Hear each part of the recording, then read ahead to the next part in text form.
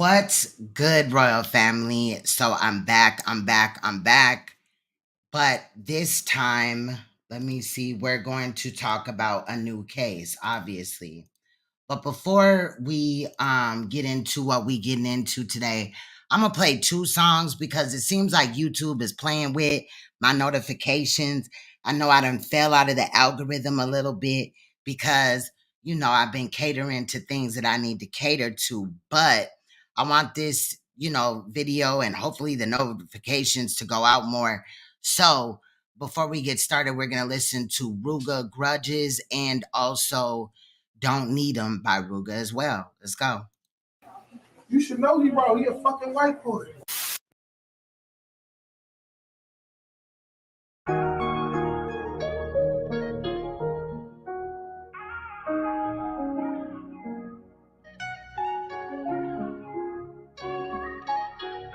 Turn me up.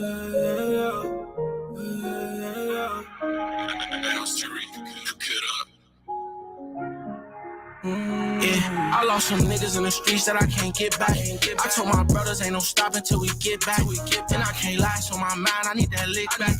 I'm just riding on 180 in this Hellcat. Don't even get no time to clear my mind. Ain't gon' lie, the other day I cried thinking about my guys. Grabbed it now like fuck this rap shit, I'm trying to slide. And fans wanna see me crash out and lose my mind. They don't wanna see me shine. I'm a 6 blocker, trench baby. That's what made me. I come from the heart of Inglewood where it get crazy. Cold-blooded killers, they be strapped up like the Navy. It's dangerous in the hood, that's why my gun ain't got no safety. My homie gravesite, we been trying to make a gravesite. I remember late nights, can't talk about them late nights. 3 cars, 8 pipes, you get caught, you pay the price. Switchy got 100 on it, told them have a safe flight. Grudges. I've been holding grudges since I lost my cousin, I've been wanna slide. I'm like, fuck it. I've been having a lot of shit on my mind, I can't lie, it get hard for me to trust you. And I've been on this ledge, I'm on the edge, trying to push me, I might let it off in public. Yeah. That's what lately I ain't been giving a fuck about. I lost some niggas in the streets that I can't get back. I told my brothers ain't no stopping till we get back. And I can't lie, so my mind, I need that lick back. I'm just riding on 180 in this Hellcat. Don't even get no time to clear my mind. Ain't gon' lie, the other day I cried thinking about my guys.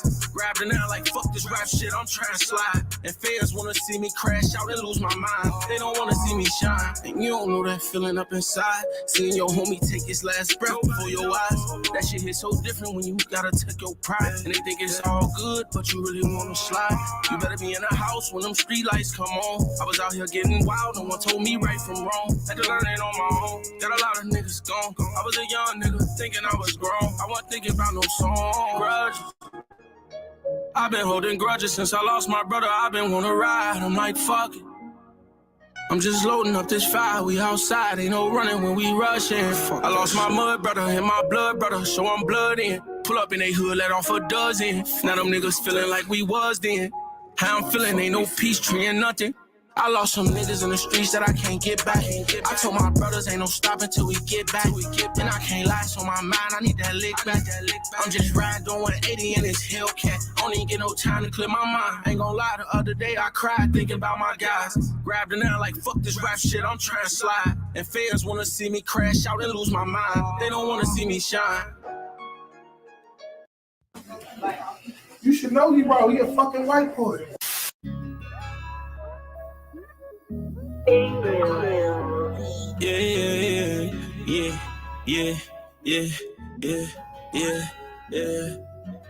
They say blood don't make you family, but loyalty does. Lately I've been showing love to people that don't show love. It's like the more you show them love, the more they don't give a fuck.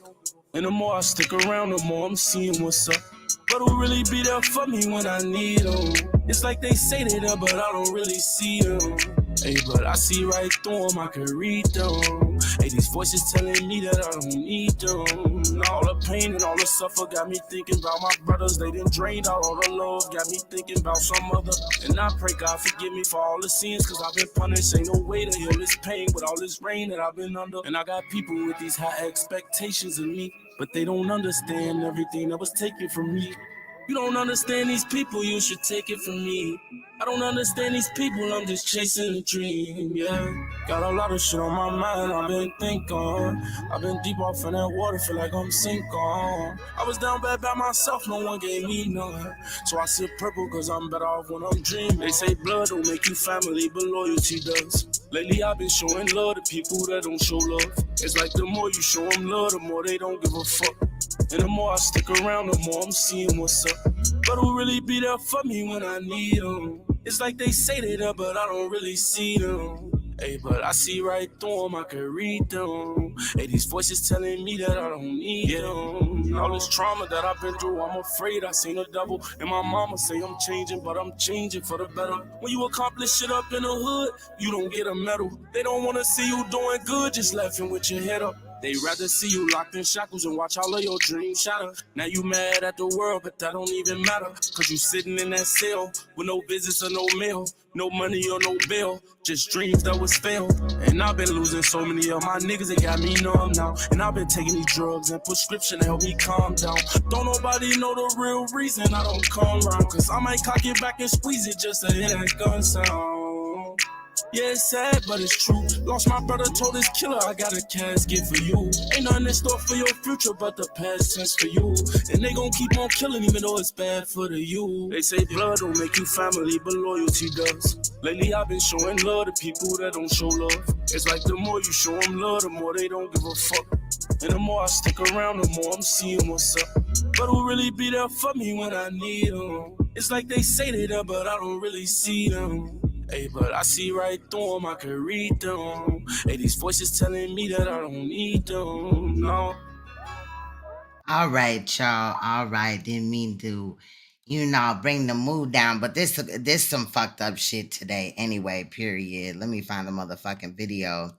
So, let me also grab my notes. Okay, period. Today we dealing with Vincent. Okay, Vincent Johnson. His Department of Corrections number in Louisiana is 106228. He has been serving 40 years on a 3 life sentence situation where he had raped 2 women, 1 woman he raped again. He came back and raped her, all while working for the company ORKIN.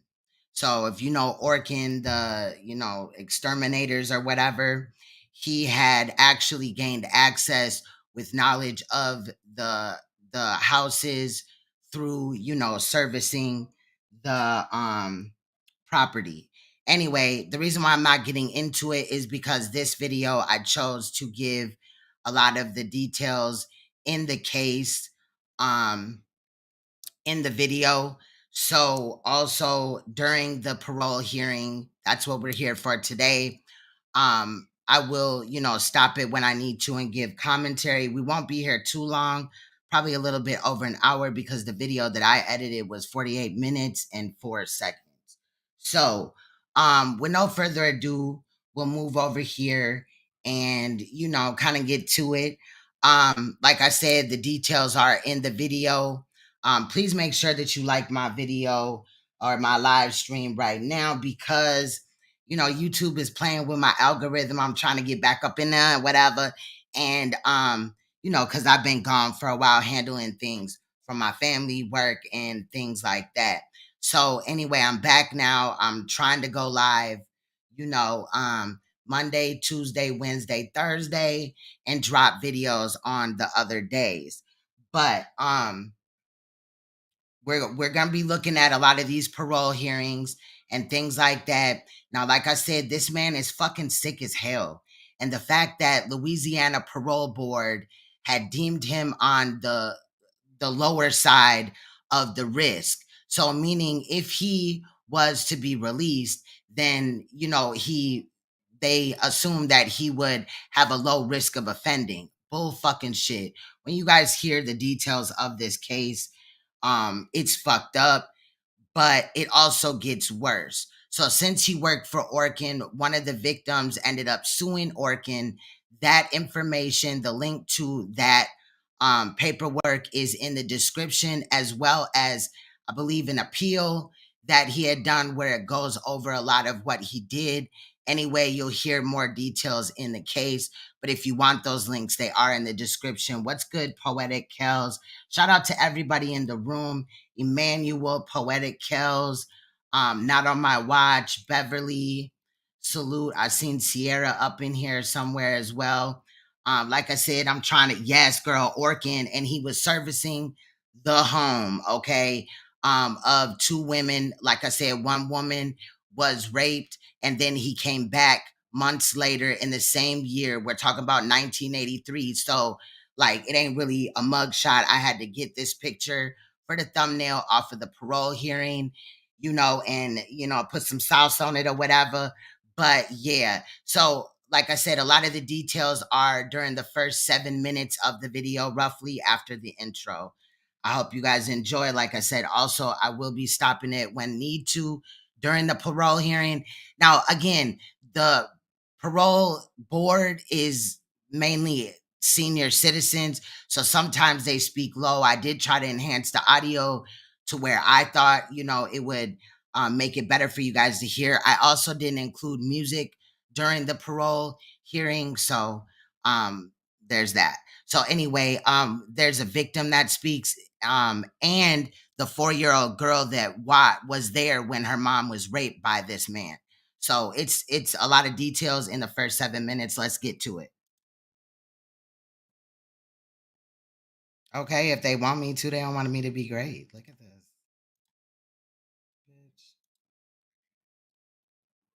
Why is they playing with me, y'all? Okay, here we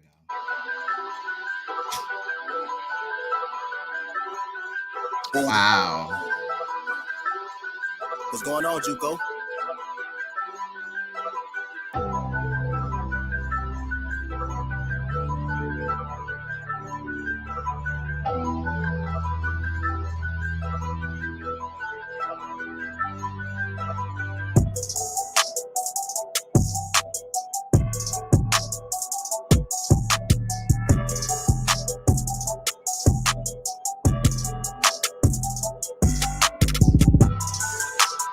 What's good, royal family? It's Queen's Throne, and I'm back at you again for another video. This will be live, and I will also put the no commentary version, but this, I had to put some type of commentary in this situation. So today we're dealing with Vincent Johnson, DOC number 106228. Vincent L. Johnson was sentenced to 3 life sentences when he was caught for 2 rapes of 2 different women. January 22nd, 1983, he raped a 62-year-old woman that we will refer to in this video as Miss M. At about 10 p.m. on January 22nd, 1983, Miss M felt a knife pressed against her neck. The ORKIN man, Vincent Johnson, then put a pillowcase over her head and raped her. Afterwards, he left, but threatened to kill her if she called the police. On April 7th, 1983, the same man, Vincent Johnson, returned to the house and raped Miss M again. Through the court case, we found out that the first time that Vincent Johnson raped Miss M, he gained access to her home after removing screens from the window. Fingerprints and palm prints were recovered from the screen.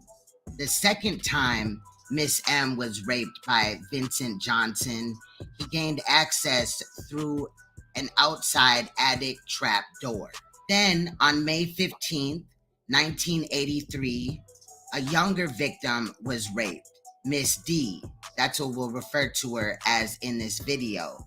She was about 22 years old. Miss D also had a 4-year-old child, as well as a brand new baby at the time as well. At the same time, Vincent Johnson was the same ORKIN man for both women. Both victims stated that he cut a hole in the pillowcase so that he could kiss them. Both women described the attacker as being a short black man with very small genitalia. When Miss D was raped by Vincent Johnson, he entered through the 4-year-old daughter's bedroom window. The 4-year-old at that time saw him and did identify him in a lineup. She is now a criminal investigator. Even though he was sentenced to 3 life sentences to be ran consecutively, he still is eligible for parole every 5 years. In my opinion, there is a possibility that there may be more victims of Vincent Johnson that was raped by Vincent Johnson and have not gotten justice.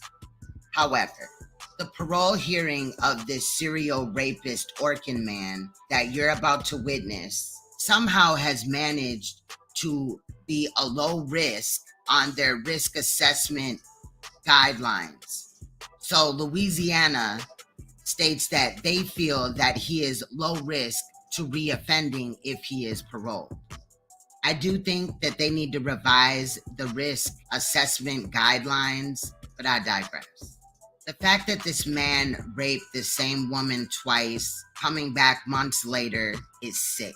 But what's even more sicker is the fact that this serial rapist raped one of them women on his 10th wedding anniversary. One of the survivors did end up suing ORKIN, and there is some other case information about this case that I will place in the description of this video or live stream. So you can definitely venture and click the links and read the information for yourself if you would like. I think the fact that he ended up raping a woman on his 10th wedding anniversary is proof that these predators will do whatever it takes to blend in with the normal society. Now let's talk about the 3 life sentences. Now he has 3 life sentences for the 3 rapes of 2 women. Those are consecutive sentences, which means that he has to serve the time for the 1 charge, and then it's the 2nd charge, and then it's the 3rd. None of these charges are running concurrent, which means that he would serve the time all at once. But somehow, he's eligible for parole every 5 years. What is Louisiana doing? Now, at the time of this parole hearing and the time of now, even, Vincent Johnson has served 40 years in prison, and in this video, you will hear the DA speak about how he has basically served 13 years per rape, which is nowhere close to 1 life sentence, 2 life sentences, or even 3. However, in the video that you're about to watch, I feel like the survivors did a great job of articulating what happened and how this affected their life at the time of this offense. But I'm sorry, the fact that every 5 years, Vincent Johnson is eligible for parole and they have to relive this pain over and over and over again is very saddening, to say the least. Vincent Johnson had serviced Miss M's home as an ORKIN man once a month for 5 years. He also serviced Miss D's house as an ORKIN man May 13th, 1983, 2 days before the rape. Links to the ORKIN lawsuit and Vincent Johnson's appeal will be in the description. With no further ado, you guys, let's take a look at this parole hearing. And of course, if you're watching this live, I will meet you on the other side with my commentary. If you're not watching this live, please make sure that you leave me a comment about how you feel about this situation. Let's go. Right, the pardon board is reconvened. We're at Louisiana State Penitentiary. Today is Monday, May 8th, 2023. It's 11:51 a.m. Would the staff at the state prison please introduce yourself for the record? Really quick, I just wanted to say he looked like Birdman's daddy right here. Okay, this is dude. Obviously, this is the parole board. This is his daughter, and his grandchild. Deputy Warden Rochelle Ambo. Reginald Come on. Admiral, classification. Carmen Shipley, offender records. Everybody? Okay, thank you. And we have before us our first case, Mr. Johnson. Yes? Yes, ma'am. All right, Mr. Johnson, would you introduce yourself? Tell us your name and your DOC number, please, sir.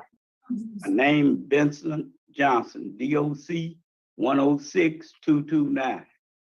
Yes, sir, Mr. Johnson. My name is Cheryl Wanansa. Let me introduce my colleagues to you. Seated to my far left is Mrs. Bonnie Jackson. My immediate left, Mr. Alvin Roche, and this is Mr. Pete Freeman seated to my right. I want to acknowledge you have some guests there with you today. You have, well, I see two. Yes, sir. Would you introduce, I have Latrice Williams. And my grandson. Tyrone James. Yes, ma'am. Yes, and were you expecting your brother? No, Jack? Oh, Okay. my brother. I have a Jack Live. Not- He on the list. Jack Lyles, right? He here, but he wasn't coming in. Oh, okay, all right. And then here with us in Baton Rouge, we have Courtney Hart, Jew Retton. Yes, sir.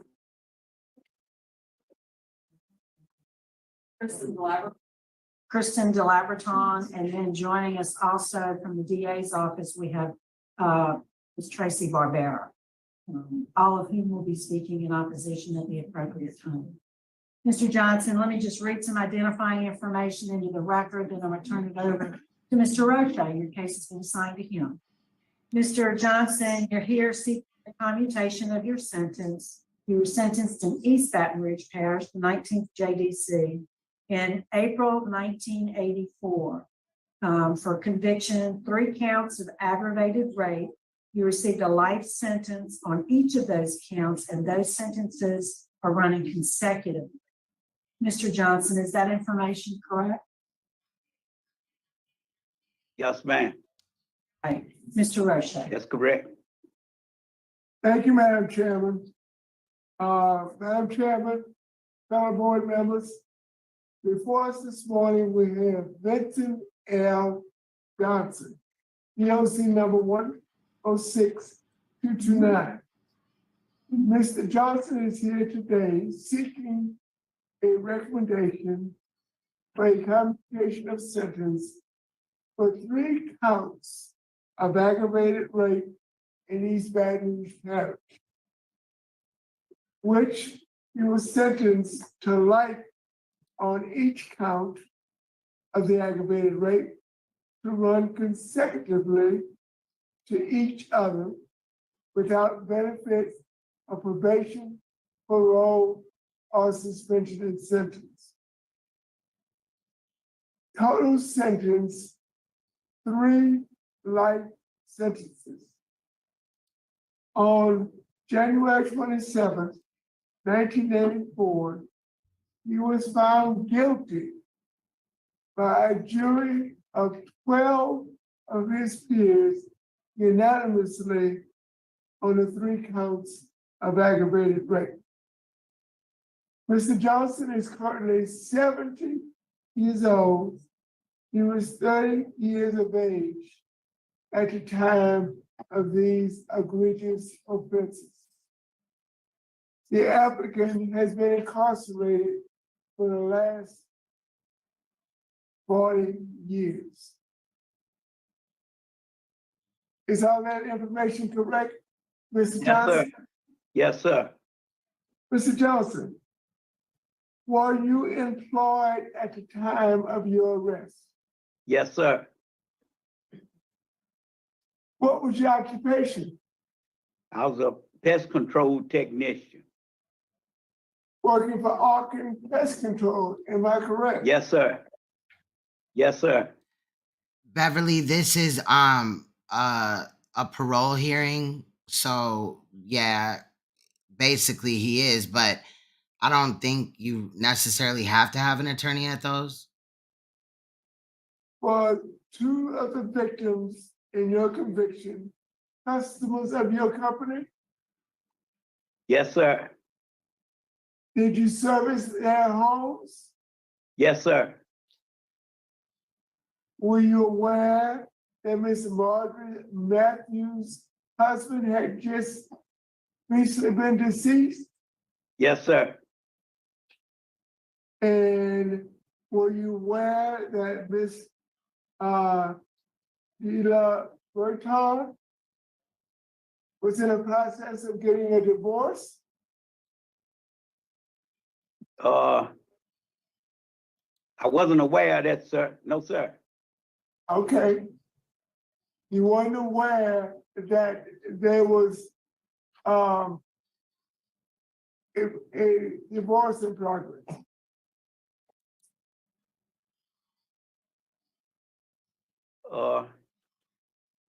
Say again. You were not aware that there was a divorce in the process. I knew she was living by herself with the babysitter.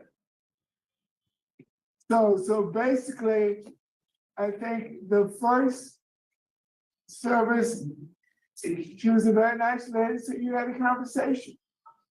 Am I Yes, sir. correct? Yes, sir. And you went back to each one of these homes and violated a lady that was going through a traumatic experience. Yes, sir.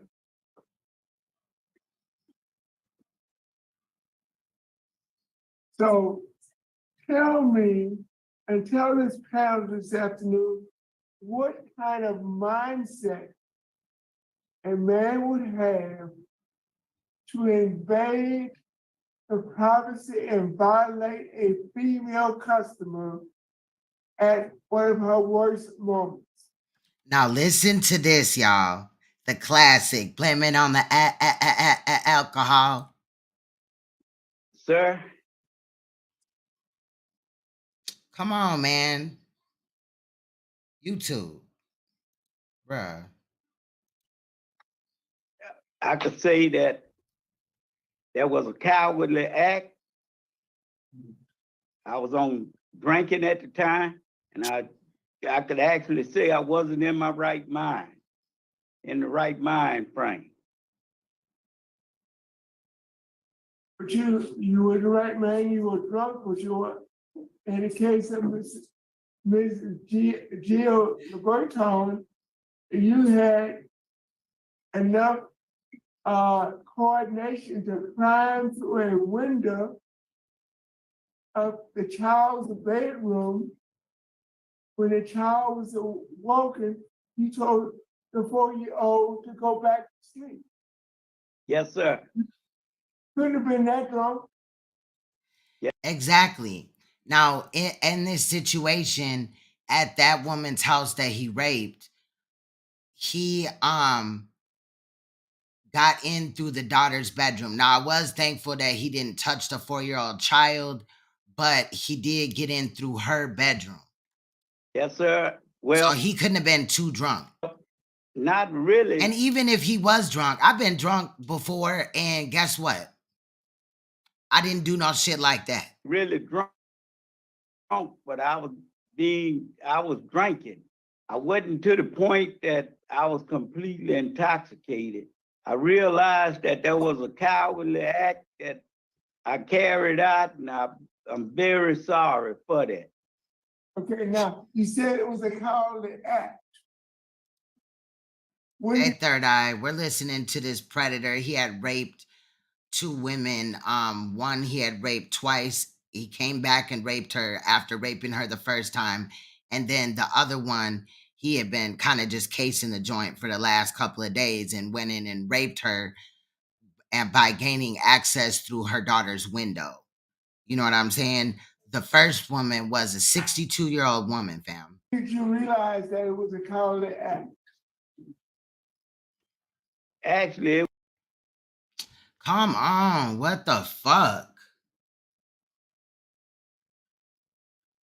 It wasn't long after that, I could, came to that conclusion.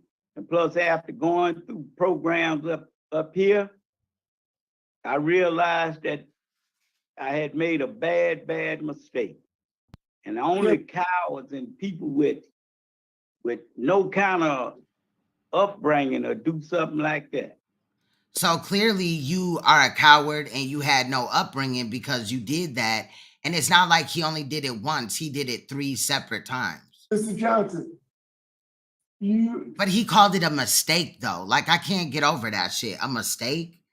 A mistake is like, ooh, I knocked down your stuff, or, you know what I mean? Not, oh, I accidentally raped 2 women, one of them twice. violate rape Mrs. Matthews in January.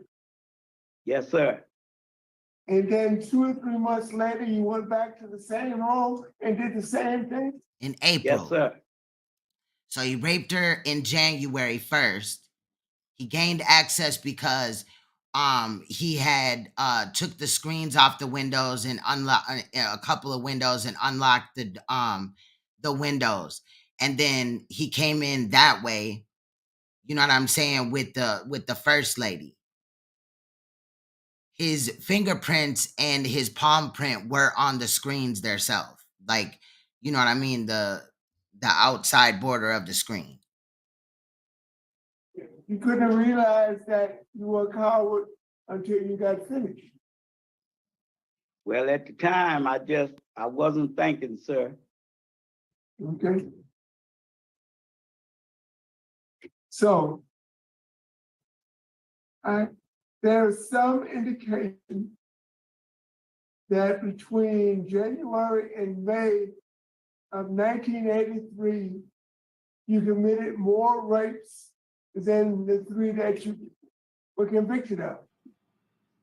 No, the 3 that I was convicted of, those the ones I committed. Yes, sir. Bullshit. How do we know that? This man was an ORKIN man. 2 women that he raped, he only knew about them through doing services at the house. Then this is his daughter. She slouched down. Like, this don't look good. This the dude that was not coming in. And this is his grandson, who's obviously an adult, because she has got to be like 40 by now. He's been locked up for 40 years. So 40, 41. So he's an adult. But you know what I'm saying? Like, what is she doing? That is not a good look, period. And then the way that he's answering these bullshit ass questions is not a good look either. Oh, I made a mistake. You don't mistakenly rape. You know what I mean? And there was no other rape. No, sir. Okay. Opposition in this case comes from the East Baton You're welcome, J Jersey. Salute. Thank you. Rouge Parish District Attorney's Office. Assistant DA, Ms. Tracy Barbera, has submitted a very strong response. Oh my God. And there's nothing wrong with my internet. Like, internet running fine and shit. opposition to any clemency or any reduction in Mr. Johnson's statement. She's here present today and will make a statement at the appropriate time. Also, the Baton Rouge Police. Oh my God, that is sick. Miss Beverly said, I grew up with a guy who was a serial rapist. The youngest woman he raped was 75 years old. He had parents who enabled him.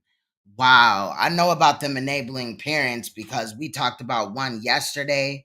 Her son had got caught in a sting in 2018.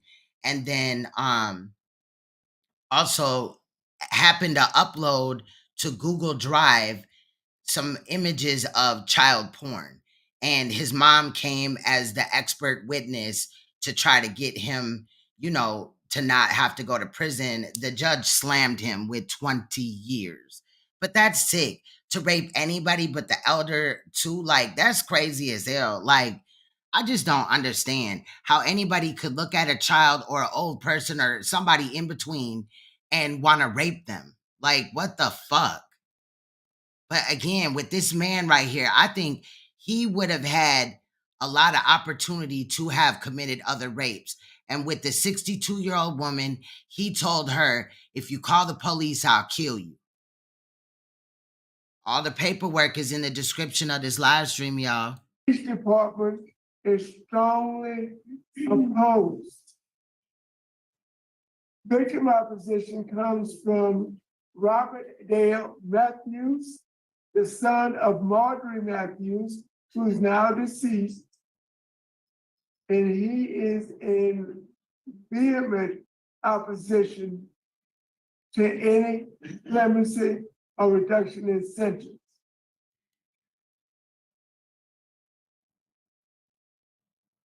Oh my God, bro. Nothing wrong with my internet, and it just keeps doing this shit. Like, for real. I don't want to, like, hold on. 1906. Hold on. I'm gonna also be uploading this to my true crime channel. See, now it's not even trying to put us back where we were. Hold on, let me get us back to 1906. Basically, we're right here. Opposition to any clemency or reduction in sentence.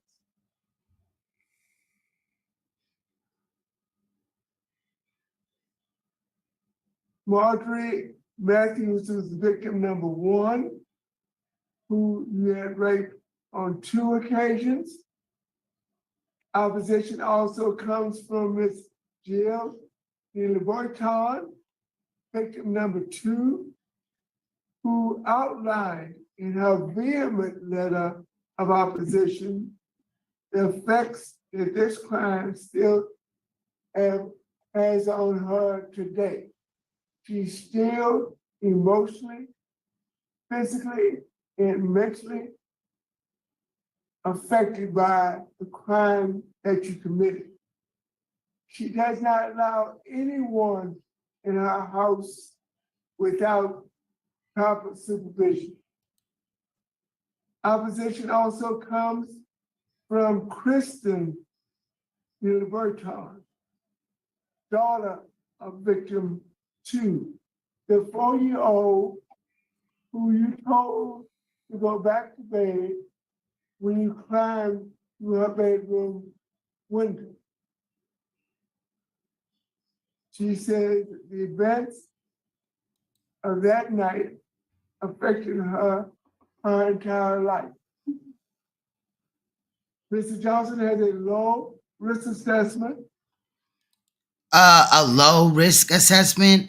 How did somebody that he's a serial rapist, period, that rapes, you know what I'm saying, women, period, but more than once?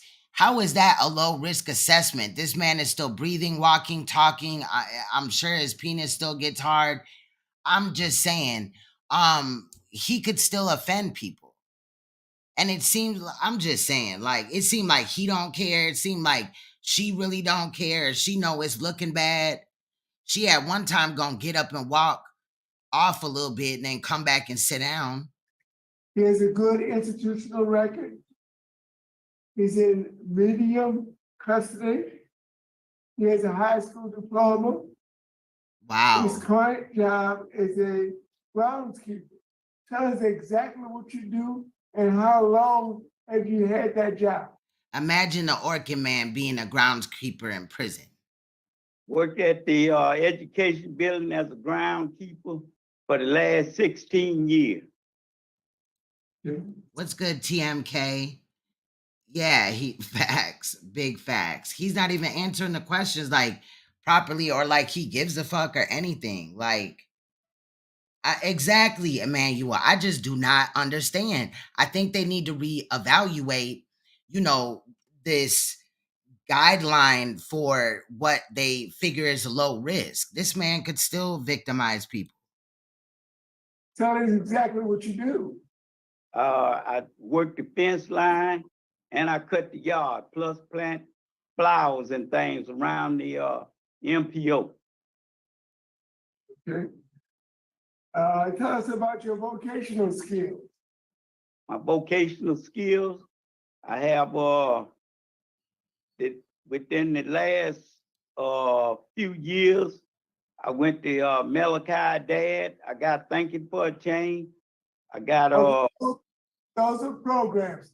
I'm talking about your carpentry skill and your pesticide applicator certification. Why would we care about him getting a pesticide recertification or whatever? Like, for what? He already knows how to do pesticides. He's an ORKIN man. So don't they go two in the same? I don't know. I'm just saying. But what the fuck, bro? These petty ass programs. Did he finish sex offender class? Yes, sir. I got pesticide. I went to 2 stages in the pesticide and the carpentry. I finished both of those job skills. And I see you participate in the Vietnam Veterans of America organization. Tell us about that. Yes, sir. We just had a meeting about that. I was in the service during that time period, and I'm an active participant in the program here. So I see you're a veteran of the U.S. Army. Right, exactly, You poetic. served Yes, sir. 75, and you were in the reserves until 78. Yes, sir. Thank you for your service.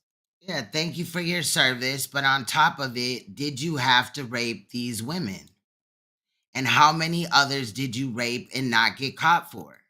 Programs completed, anger management, thinking for a change, 12-step program, Malachi Dads, 100 hours pre-release,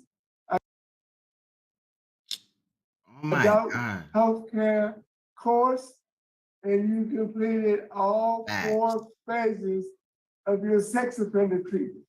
Yes, sir. Mr. Doc, tell us what all the phases of sex offender did in understanding who you are and how you affected the victims.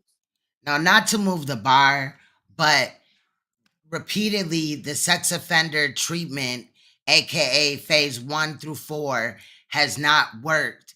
They will get out and they will repeatedly offend. But like at the end of the day, if he did it or not, doesn't mean that he's not going to get out and reoffend. Like, period. This man could he doesn't look serious. Yeah, he's sitting there, whatever, but he doesn't look like he's taking any of this serious, talking about vocational and shit.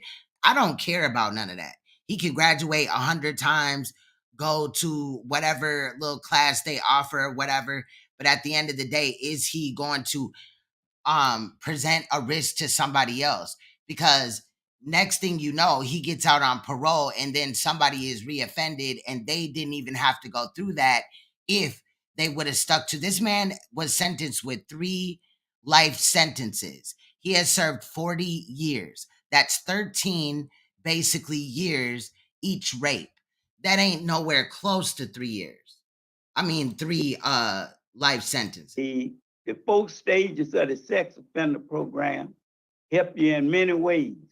It helps you in your thinking process, and it helps you to not to reoffend again. Exactly, K Jersey. Facts. Tell us how it helped you to understand what the victims are going through. Yes, sir. Watch this, Like I y'all. had said before, there was a coward act, and I apologize for the shameful way in which I disrespected the victim. What? Disrespected. Disrespecting is calling somebody a bitch. You know what I mean? You could do all type of other things, but not rape. That's something different. That's not just disrespect. That's like vile behavior. Like, fuck is wrong with you type of shit. And he talking about this like it's disrespect. I apologize, and I'm deeply sorry for that. And then when he said that, did he even seem genuine at all? To me, no. If you can speak to the victims, tell us exactly what you would tell the victims today. Today, I would tell them that I'm deeply sorry. That was a cowardly act that I committed, and I'm very sorry. I regret what I did. I apologize to them, and from this day forward, I would honor them by never disrespecting another individual. Just, bro, what in the fuck? He literally just minimized the whole situation. Like he just went to prison because he got into an argument with some people and shit. How can a man premeditatedly, Right, exactly. deliberately commit an act of the acts that you committed? Had to be dealing with my mental state, drinking, and by drinking and doing things that I wasn't supposed to be doing, that's what contributed to that. And what are those things that you're not supposed to be doing? Drugs? Are you not stating something? But regardless, I ain't seen a drug or a liquor that can just make somebody want to rape somebody. Had no respect. And mental, yeah. In reality, you know, these predators are mentally ill, but like, then at the same time, that just feels like you're just explaining away, oh, they're mentally ill, giving them a fucking excuse. But if they needed help, just like somebody that's bipolar or has, you know, an illness of any sort, they need to go seek help. Not, you know, indulge in the shit. But nothing. He ain't sorry at all. But now, Thank you, Or yeah, the victim might kill him. Facts. Mr. Johnson. Thank you. Daughter at 40 years old, still slouched down in the chair.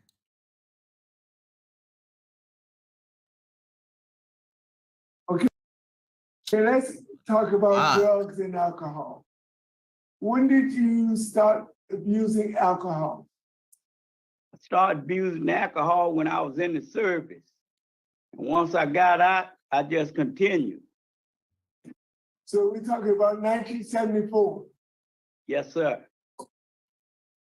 I got out in 1975. So Got out in 1975. we're talking 25 and 23, that was 48 years ago, so you were about 22 years old. Yes, sir. Facts. And when did you start abusing illegal drugs? Well, the illegal drugs part, I didn't, my thing was drinking, heavy drinking. And the way he just said that, make it feel like if he get paroled today, he gonna get out and have a drink. He gonna have a drink, and then we gonna be back in here a couple of years later. You never done marijuana? Or moment, shit. No, sir. I ain't never smoked a blunt that made me feel like I wanted to rape anybody. This man right here, and I do like him though, because he'll call a lot of shit out. But you know, he just said basically, like, were you smoking marijuana? Like, that does not make you want to rape somebody. No type of illegal drugs. I did a little hash once, but I didn't like that. So I stayed with the drinking. Right? Okay, but you have used illegal drugs. Yes, sir. Bell, you funny as hell. So what's your ongoing sobriety plan? Now, I've gone over your record. I don't see any substance abuse treatment or education at all. I see That's a fact. That's a fact. That's a fact. management. I see thinking for change. I see the 12-step program. Okay, that's abuse. But what I'm saying is, I don't see living in balance. I don't see Louisiana risk management. I don't see celebrate recovery. why haven't you taken? Exactly. That's a great point right there. Um, and oh my God, bro. Just the fact that I know that the company was sued and shit like that, but they actually tried to fight the victim over, you know, giving her money and shit like that because they hired somebody that ended up raping her. You know what I mean? That shit's crazy. But yeah, he could have never, he was sober when he thought of it. He knew because he unlocked the windows. He knew about the trap door to the attic in the one situation. He knew exactly what he was doing. A substance abuse treatment program. I Facts. took the 12-step Oh, that would be a mess. program. I took that. That's dealing with drinking and drugs and stuff. I know exactly what it does, but why haven't you enrolled in Living in Balance, Celebrate Recovery, or Louisiana Risk Management? Yes, sir. I got risk management. No, that's the sex offender treatment. There's another course called Louisiana Risk Management that deals with substance abuse. Substance abuse?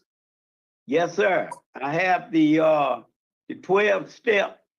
Okay, He talking about the 12 steps, like just because he have it, quote unquote, like he says, that he ain't gonna reoffend or whatever. But honestly, I think this man would rape somebody even sober. Like, but like Emmanuel said, it gave him, you know, made him feel free. It gave him the courage. thank you, Mr. Johnson. But remember that one of these times where these two women were raped,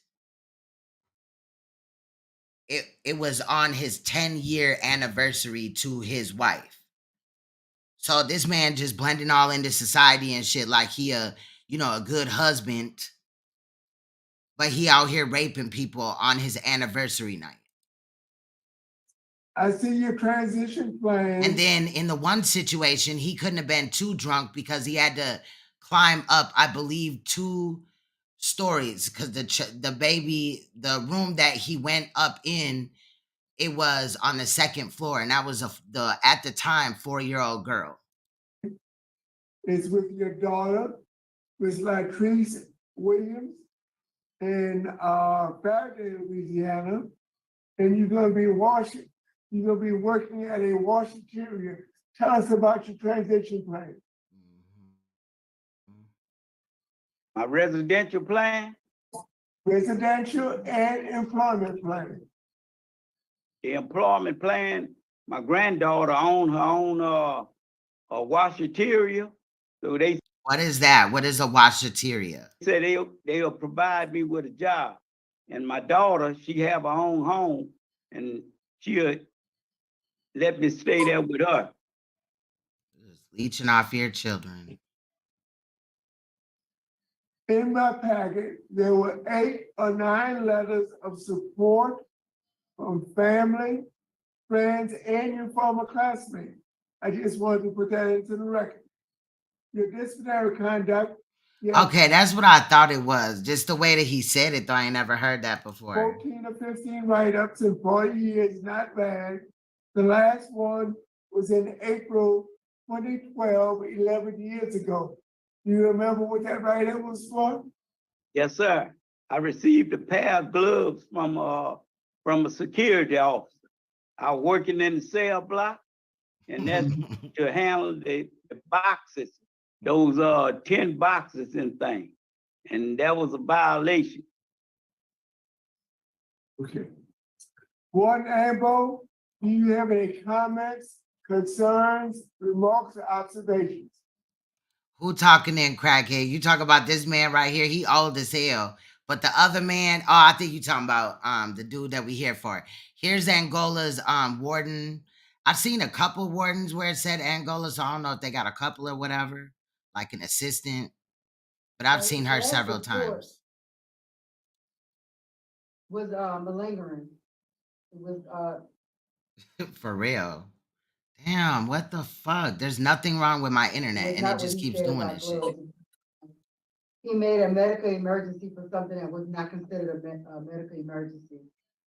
Okay. And also, looking through his past, looking through the record through the past, intakes and orders that he had taken, he didn't indicate that he had any substance abuse issues.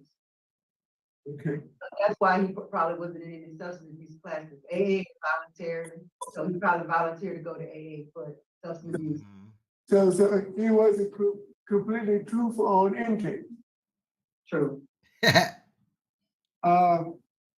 Madam Chairman, No, not her, the man that's on the parole this board. concludes He's up for my parole. presentation and interview. I have a recommendation and I will share. Come on. Like, there's no reason for this. None. Come on. All right, we're at 30. If it don't, With my fellow okay. board members at the conclusion of this interview. Thank you. Thank you, Mr. Redstone. I just have one question, well, a couple of questions, Mr. Johnson. You, today, you readily acknowledged your guilt in committing these 3 rapes. Yes, when Mr. Redstone asked you, you know, you just readily admitted it.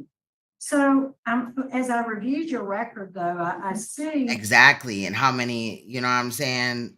Man, look, hide the old people and just everybody. Because he raped a 62-year-old, but he also raped the other victim when she was, I believe, 22. several letters from family members of yours that dated, you know, Oh, they're for real not- crazy? dated 2021, and they say that they're convinced you did not commit these crimes. How do you explain that? Well, I had told them at first, I straight out lied to them that I didn't do it. But Right. later, I told them that I apologized to them. I told them that I was the one that perpetrated those crimes. Right. Well, the letters, as I mentioned, are dated 2021, so it was just 2 years ago that you made that acknowledgement to your. Hold on really quick. I said earlier observing stuff that he looked like Baby from Cash Money, like his daddy or something. I don't know how I feel that. Family? No, I had made it to them way before then. All right, thank you.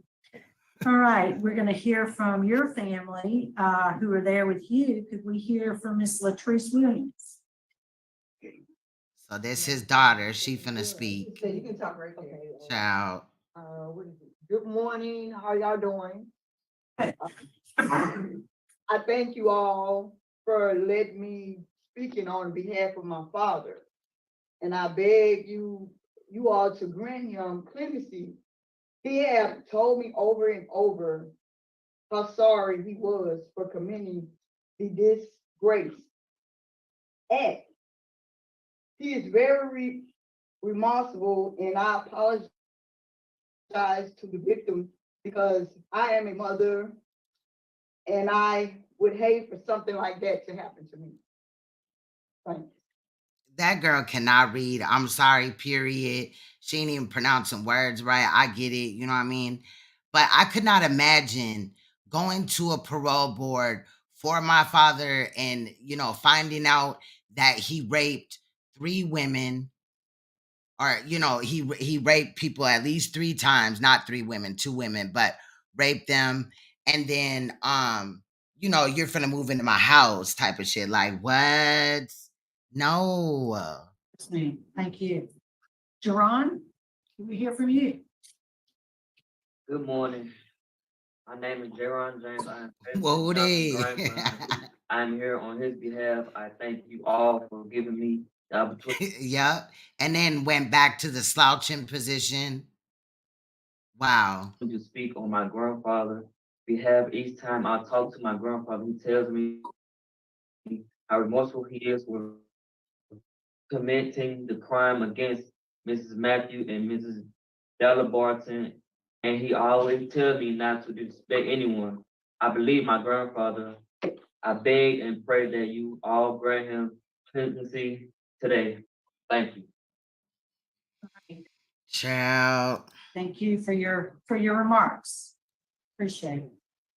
Now we'll hear from the opposition who are here with us. Could we first from Ms. Jill Poetic is. Rain?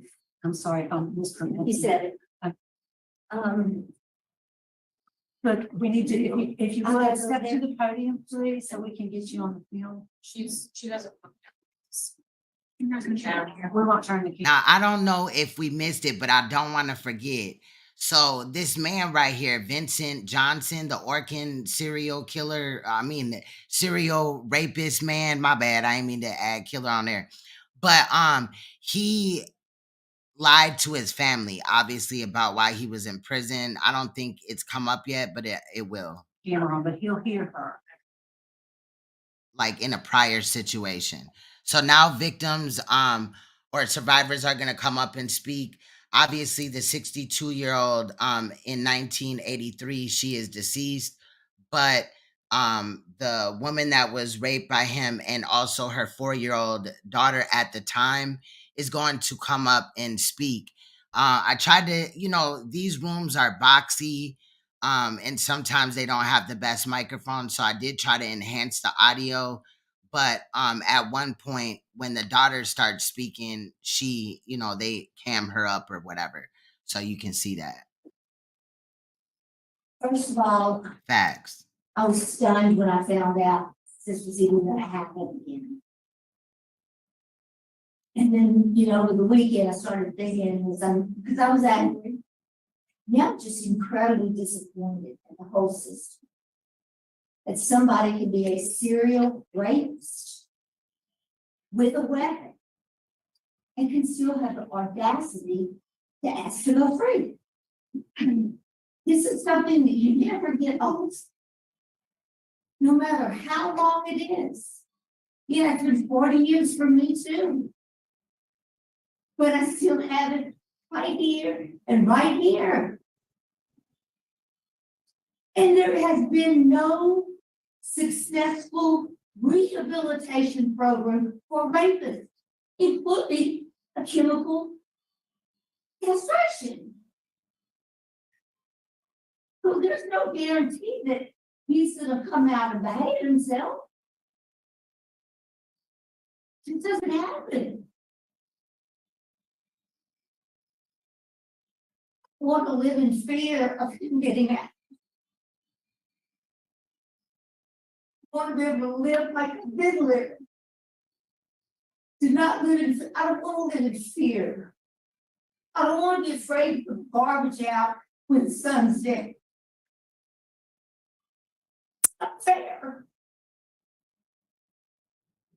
It's not fair. Like I said, you think you're over, and then something rears its ugly head, and you can fall back again. And I resent the legislature letting these people do this over and over and over again, because then I've got to go through it over and over and over again. Because I'll be damned if I'm going to be quiet. All I have to do is look at another woman to make sure that he doesn't get out to do that to somebody else. That's all. Thank you so much. All right, right now we're dealing with the parole hearing of Vincent Johnson. Just to give you a rundown, he raped 2 women. He was sentenced to 3 life sentences. There is information on the case and stuff that I gave in the beginning of the video, and also links to a lawsuit because he was working at ORKIN when he raped both women, but one woman sued him, as well as an appeal that he had also, and it has a lot of information as well. But now we're going to listen to the 4-year-old at the time that this man right here snuck in through her window, not the daughter right here, but this woman that's going to pop up on the screen, her window, and raped her mother. Kristen? Mine is easy, and you're not. My name is Vincent. I am the 4-year-old. I did see in Back the hallway. in prison, he needs to stay in prison. Hell yeah. This man told me to go back to bed.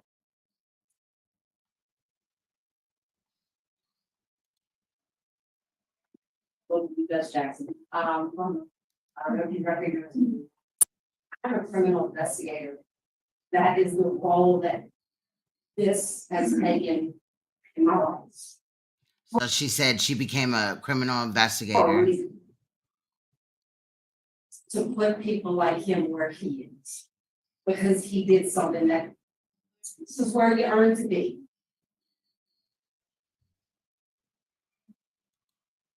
He's second, not concurrent. He's second. Get that out. I participated in services and victims dialogue program. Not because he said that he did, but because in my head, I had him as a 7-foot. You can ask my mother, ask my father, you can ask St. Joseph's Academy. I used to have nightmares waiting for him or his family to be just sitting on the street, take me out.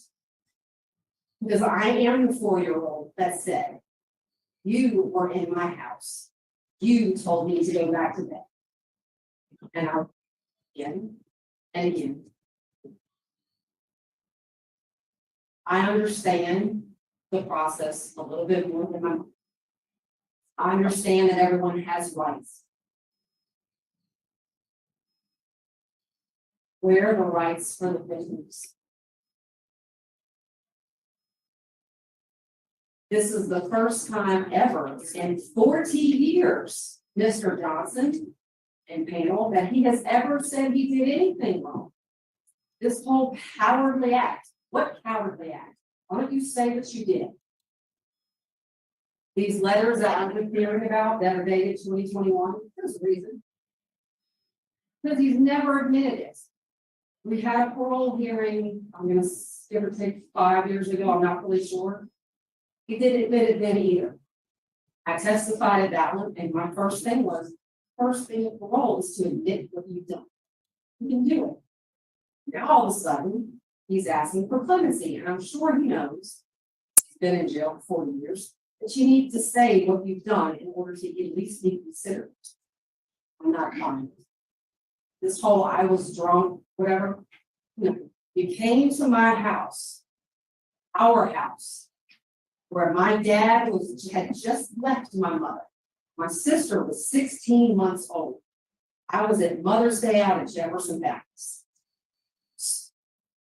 You sprayed the house. You left my sister's window unlocked. And then you came back. How long were you intoxicated? I don't understand. And the same thing goes for Miss Matthews. How dare you? Not only violate this woman once, twice.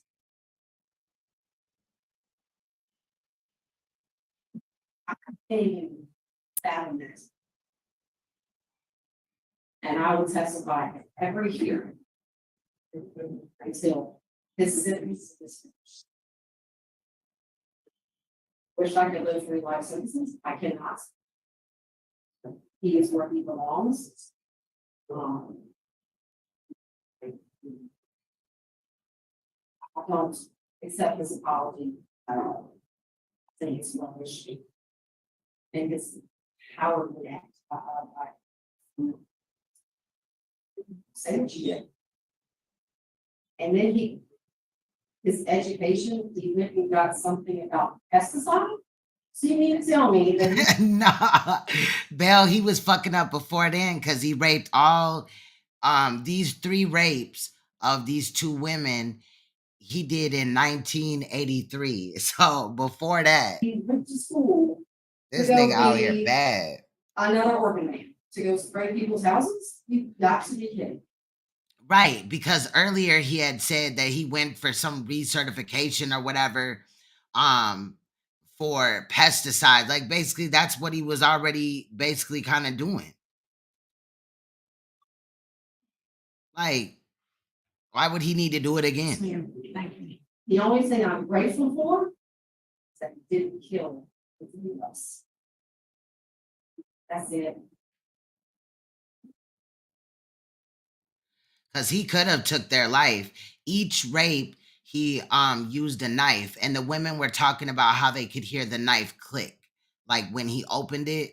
Yes, ma'am. Thank you. They were pretty hard headed, strong, but. I don't know if I'll have any questions. Now this is the DA. She finna go the fuck in low key. Thank you. And then we have Ms. Courtney Hart. Yeah, okay. All right, Ms. Barbera, could we hear from the DA's office, please? Thank you, Chairman Renata. I believe it was 2016 that I was present before a couple of current members of the board with Jill and Kristen, and I believe Mr. Matthews was present last time as well. I, of course, reiterate everything that these ladies have already said to you, and I would just ask that we not forget that this man committed not one, not two, but 3 acts of rape. That we know of. Home invasions. It was, these acts were purposeful. They were planned, premeditated. They were predatory in nature, and his sentences were to run consecutive. The law is the law, and he does have the right to have this hearing. I would just ask that the members of the board look at the 40 years he has served, and there needs to be a degree of accountability in these cases. And I would submit to you that 13 years and 4 months per rape is not a sufficient degree of accountability. I recall him denying these offenses back in 2016. I think his recent, quote, acceptance and acknowledgement and expressions of remorse are nothing but convenient on his part, because as Kristen said, if he doesn't acknowledge what he did, there's no way you're going to vote or recommend to the governor that his sentences, his 3 life sentences, be commuted. This man raped a woman who I believe was in her late 20s and a woman who was in her early 60s. That is very disturbing to me. I believe in his prior clemency application, he made reference to one of these offenses occurring the night he was celebrating his 10th wedding anniversary. There's something wrong with the man, the way this man is wired, and I consider him to be a continued threat to the community, and I do not believe he has served nearly enough time to have full accountability for his crimes. Thank you. And thank you. We appreciate the input from the district attorney's office. All right, Mr. Johnson, this is your opportunity. If you'd like to make a statement, you can do so now. Thank you. I want to begin by saying that I can say I'm sorry, and I can say I'm sorry, but I want you to know that I deeply apologize and I deeply regret what I did to those victims. I beg for their forgiveness, and I beg for this board's forgiveness. Like I had said, it was a cowardly act, and I apologize for my stupidity.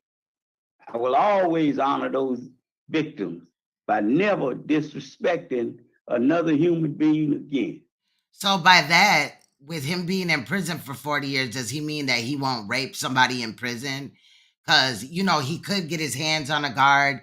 And shout out to Cookie, because she was exposing inmates having sex with COs. That shit was juicy as hell too, and crazy, because I don't know why anybody would risk like their career or whatever doing so. But is he like insinuate? I mean, because we don't know what you're gonna do, sir. Again, we don't even know how many people he has raped. He just got caught for these 3. Thank you. Like, but at what point does somebody just decide that they're gonna like just jump out the window and fucking take, you know, somebody sexually against their will? Thank you, Mr. Johnson. I think we are prepared to vote. Mr. Roche? Thank you, Madam Chairman. Mr. Johnson. Based on the egregious nature of the offenses, a history of violent offenses of a sexual nature, I consider the possibility that you might be a risk to public safety. Now he went from a low risk to now he's a risk. I do feel like if the survivors, the daughter, the 4-year-old at the time didn't speak and the victim, one of the victims of him didn't speak, they would have probably just let him out. And if I consider you a risk to public safety, I'm not going to vote to give you a possibility of being released. Also, based on express opposition from the victim's daughter, express opposition from the DA's office, my recommendation is that we deny your request. He's got one deny. Now, if you didn't know, everybody on the board, sometimes they have 5. Today they have 4. Everybody on the board has to vote. Okay, Mr. Johnson, If you notice, the daughter got up and left. That also don't look good. The way that she was slouching in the chair didn't look good. you know, this is a very, very serious nature of offenses. And what strikes me is, like the lady said, that, you know, one victim was 62, one victim was in her 20s. You know, you got problems. Like an alcoholic, you're gonna never be cured. So what if you get triggered again? And with that fear on my mind, I vote to deny. Mrs. Jackson? All right, Mr. Johnson, I concur with my colleagues. My vote is the same for the same reasons. All right, Mr. Johnson, you've received 3 votes to deny your parole. So today, sir, deny your clemency application. So today, sir, your clemency application has been denied. Thank you.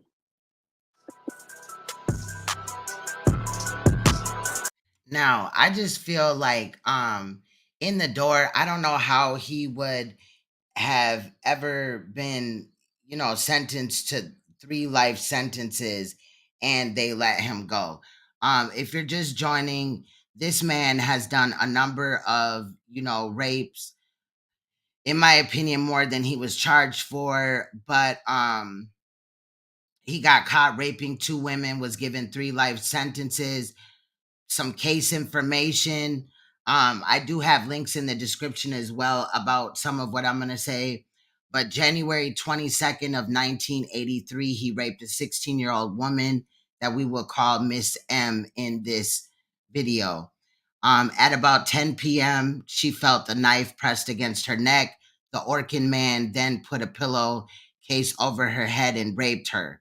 Also, one thing that was brought up between both victims, they both reportedly say that when he put the pillowcase over their heads, he cut a hole out so that he could kiss them. Okay, after the rape, he left, but he said that if she told police, he threatened to kill her. On April 7th of 1983, so just months later, January to April, the same man, Vincent Johnson, ended up going back to that woman's house, Miss M, and raping her again. The first time Miss M was raped, he gained access to her home after removing screens. Fingerprints and palm prints were recovered on the screens. The second time that Miss M was raped, Vincent Johnson gained access through an outside attic trapdoor.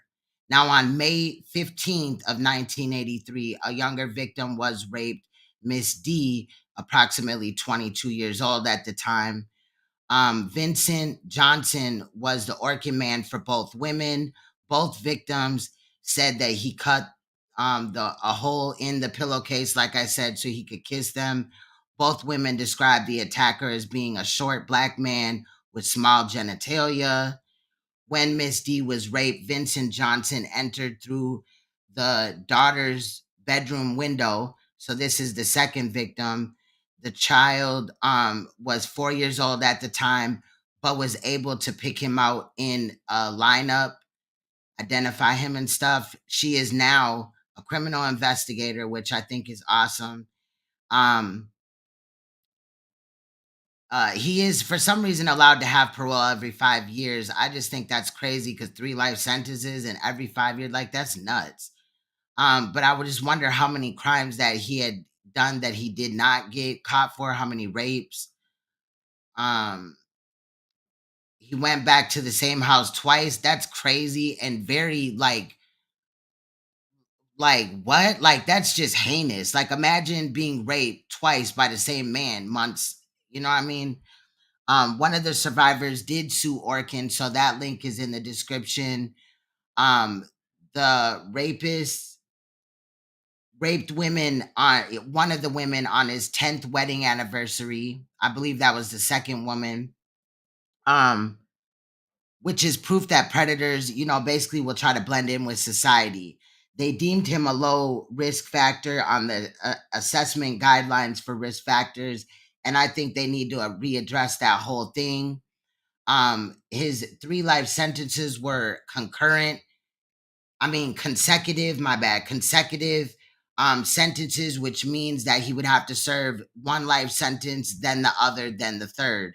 But basically what the DA was saying is he's basically served, if they would have approved him, 13 years and 4 months for each rape, which is just like, come on. But I really do think that if they wouldn't have been there, the parole board maybe would have paroled him. I agree with them sometimes, but not all the time, like facts. But I do think that the survivors did a great job in articulating how this has affected them at the time and also, going through life or whatever. You heard the pain in their voice. I hope you were able to, hear it really well. And I just can't get over the fact that every 5 years that he is eligible for parole, that means that every 5 years the victims have to relive the pain and all that. Like the woman had said, she felt like, I can't believe that he's up here again for another parole hearing. I just think that that's sad. But Vincent, as an Orkin man, did serve Miss M's home in the capacity of working for Orkin for once a month for 5 years. So he went to her house, he sprayed or did whatever, and that took place for 5 years. And then he ended up raping her. He also serviced Miss D's house as an Orkin man on May 13th of 1983, and 2 days later he ended up raping that woman. Now, like I said, the appeal and stuff like that, so you can fact check if need be the information. I just think that it's totally sad that you can't even just rely on the Orkin man or like just to come and service your home and not rape you. You know what I mean? The fact that he cut the windows, not the window, he unlocked the windows and he took out the screens. Like that's just crazy. I don't care what he was drinking after that situation. So he did it and then he left and then came back when he was drunk. But when he did it, the initial acts to gain access into the homes, he was allegedly sober. So there's no way. I'm so glad that he was denied, but unfortunately, it appears like he will be up for parole in about 5 years. Hopefully, he's 70, so hopefully he doesn't even make it that long.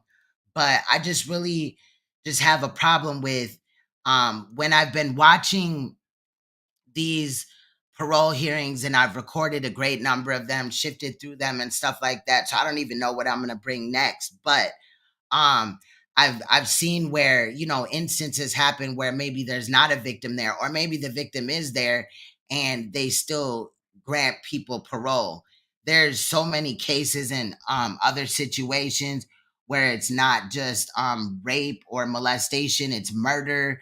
People, men in Louisiana specifically, because that's where I'm looking at right now, um, you know, harming their children in that manner, like molesting them or whatever. And it's just really sick. But I want to bring these to you just to like cause awareness, because I think that they need to relook at the laws concerning children, the protection of children, and also the parole board. If they had deemed this man low risk on the low risk assessment, then I don't know how that could have ever happened, because this man very well could have gotten out of jail and reoffended. That sex offender program does not work.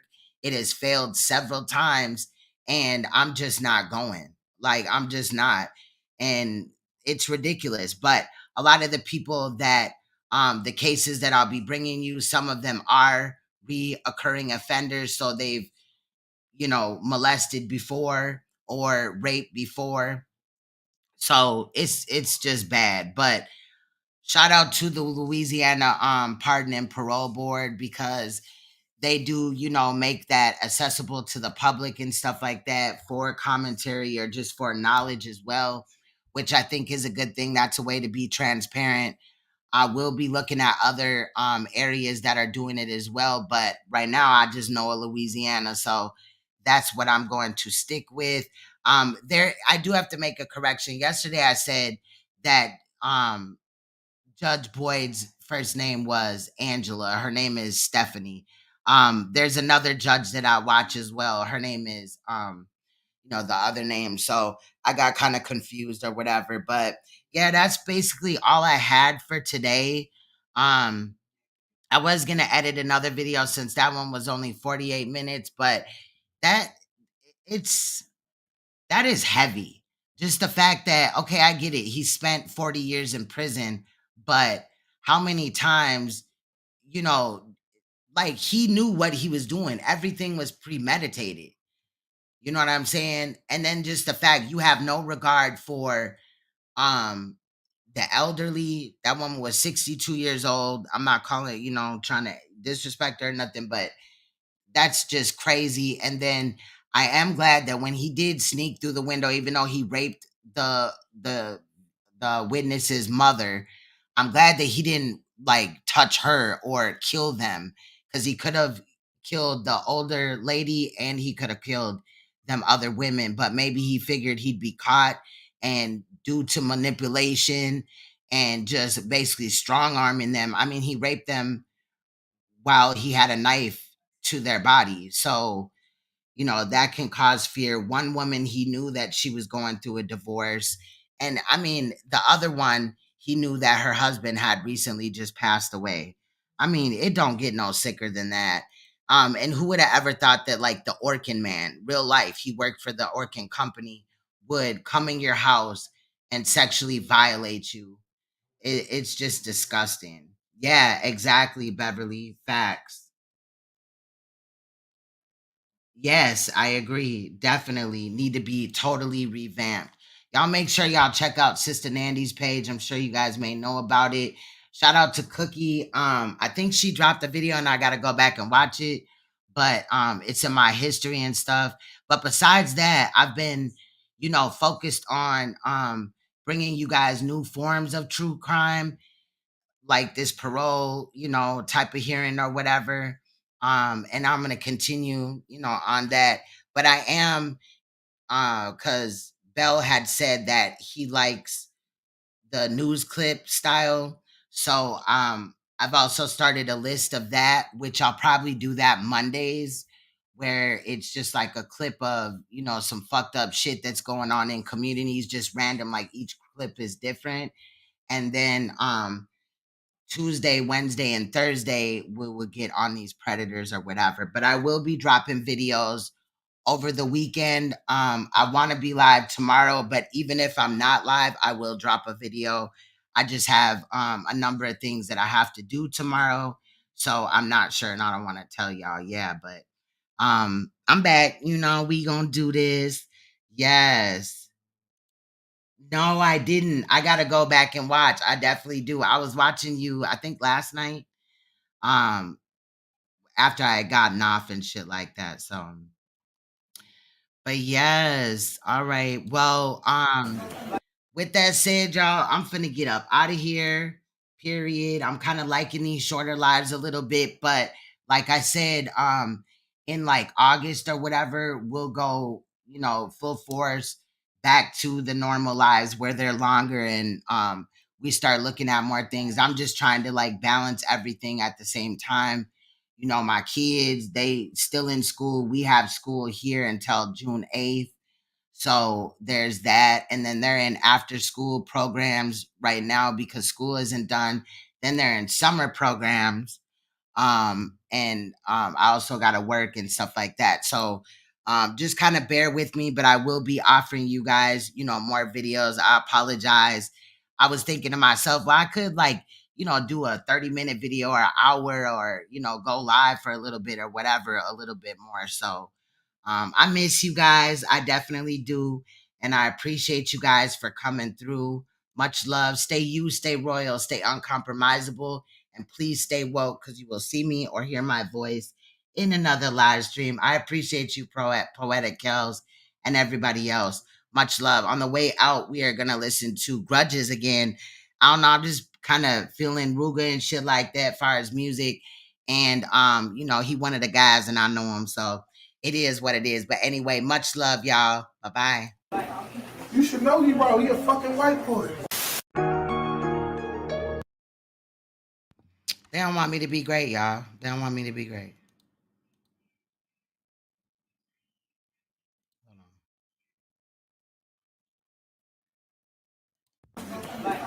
You should know he bro. He a fucking white boy.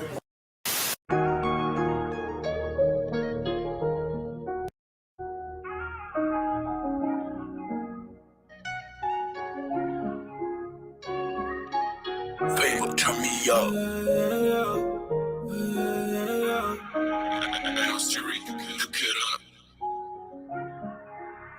Yeah, I lost some niggas in the streets that I can't get back. I told my brothers ain't no stopping till we get back. And I can't lie, so my mind, I need that lick back.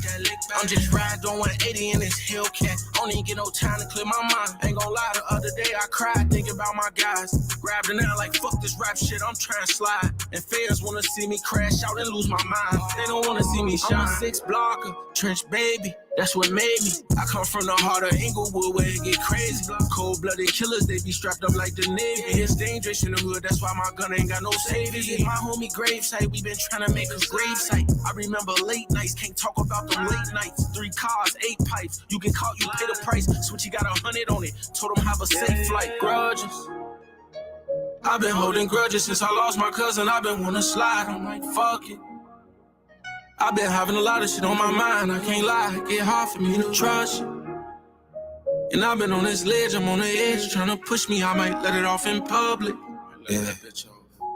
That's why lately I ain't been giving a fuck about them. I lost some niggas in the streets that I can't get back. I told my brothers ain't no stopping till we get back. And I can't lie, so my mind, I need that lick back.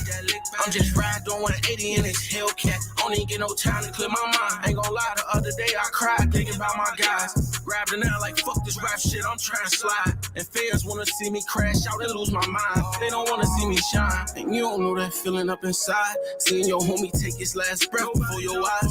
That shit hit so different when you gotta take your pride. And they think it's all good, but you really wanna slide. You better be in the house when them street lights come on. I was out here getting wild, no one told me right from wrong. Had to learn it on my own. Got a lot of niggas gone. I was a young nigga thinking I was grown. I wasn't thinking about no song. Grudges.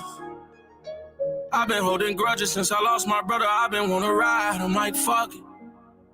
I'm just loading up this fire, we outside, ain't no running when we rushing. I lost my mud brother and my blood brother, so I'm blood in. Pull up in they hood, let off a dozen. Now them niggas feeling like we was then.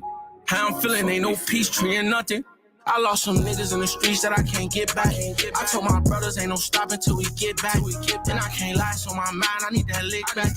I'm just riding on 180 in this Hellcat. I don't even get no time to clear my mind. Ain't gon' lie, the other day I cried thinking about my guys. Grabbed it now like fuck this rap shit, I'm trying to slide. And fans wanna see me crash out and lose my mind. They don't wanna see me shine.